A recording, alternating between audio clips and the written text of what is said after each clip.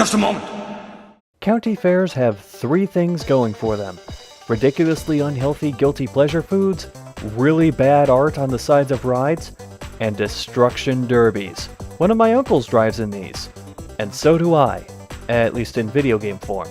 Destruction Derby released on the PS1 shortly after the console's North American launch, and as such, it's part of the Tall Box Club. The game can be best summed up in 3 words: plain, dumb, fun. You and 19 other cars, 20 cars on screen at the same time being noteworthy when this came out, enter a big enclosed area called the Bowl and slam into each other until only one car is left running. That's just Destruction Derby mode though.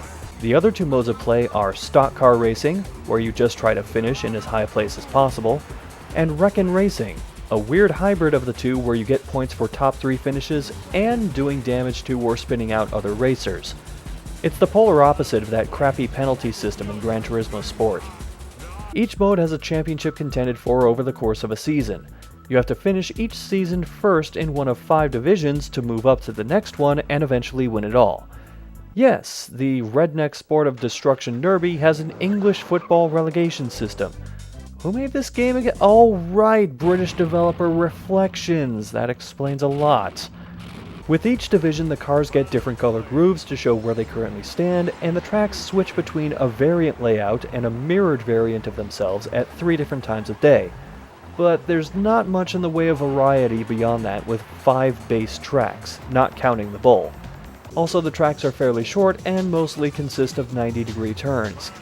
Granted, this is to enhance the likelihood of a multi-car pileup, but it does risk getting stale before getting to the top divisions, even with some tracks including 1 or 2 sections where you can get T-boned at the worst possible time. Goddamn! Each car can take damage in 10 different spots, shown to the lower right, with each spot going from green to flashing red to black as it gets completely destroyed.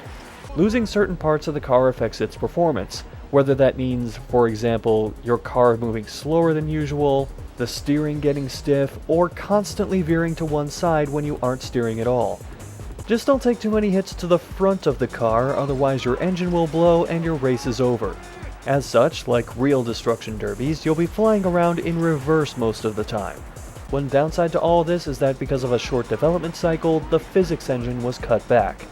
This means that cars can't get airborne and are permanently stuck to the ground, which might explain the scoring system not being completely damage-based.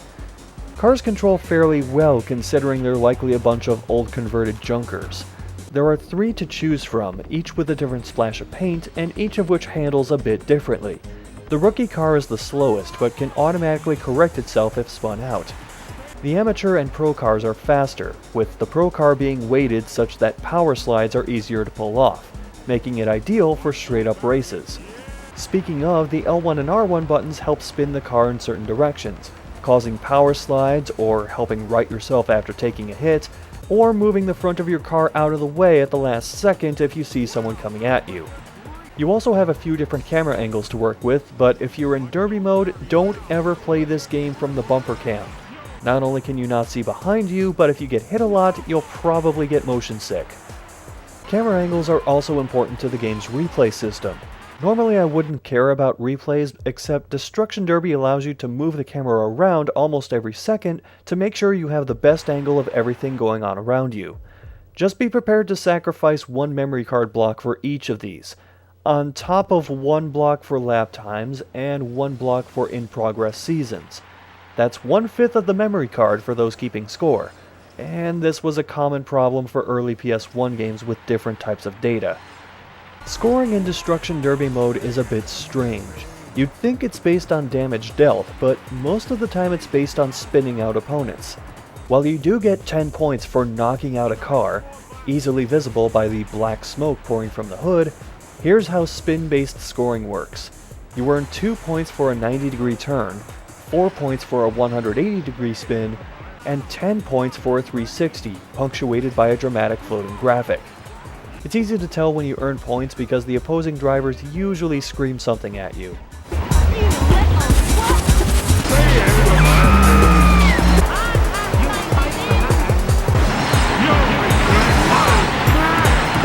And yes, all the drivers and the announcer are voiced by 2 people. That said, each driver has their own headshot, unique paint job, and driving style which stands out in certain race types. The Scum is far and away the best CPU driver in stock car racing. Suicide Squad, no, not that one, tends to do well in Destruction Derby and Wreckin' Racing, and guys like the Taxman, Psycho, and Undertaker are good all-around opponents. As for some of the weaker opponents, there's Lerner, the slowest and most incapable driver in the whole game, and a myriad of other lower-tier drivers I could throw in this video just to make It's Always Sunny in Philadelphia references. I'm the trash man! Unfortunately, another weird design choice in Destruction Derby is the multiplayer. Despite the PS1 having 2 controller ports, the game requires a system link to play 2-player.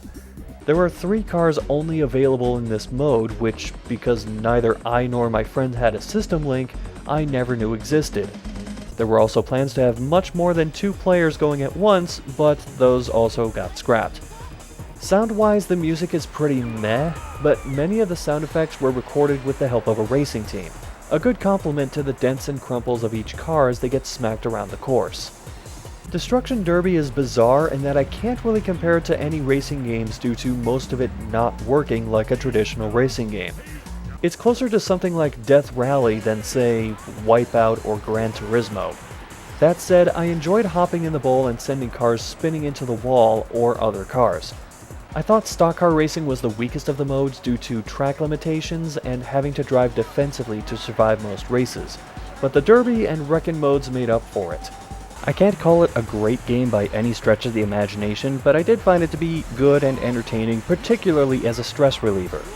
The N64 port had more cars and tracks, but also had the benefit of a 4-year gap and not being developed in 7 months. Because of this, a lot of ideas cut from DD1 wound up in Destruction Derby 2. I'm surprised that one didn't get on the PlayStation Classic instead, since it had the more dynamic physics system, allowing for cars to get airborne and flip over. But it also had brand names all over the place, which would make it tougher to redistribute. Ultimately, I'm glad Destruction Derby wound up on the PlayStation Classic. Even if it likely only got there by default because other games either all but required analog sticks or had a shit ton of licensing issues. Default! Default! Default!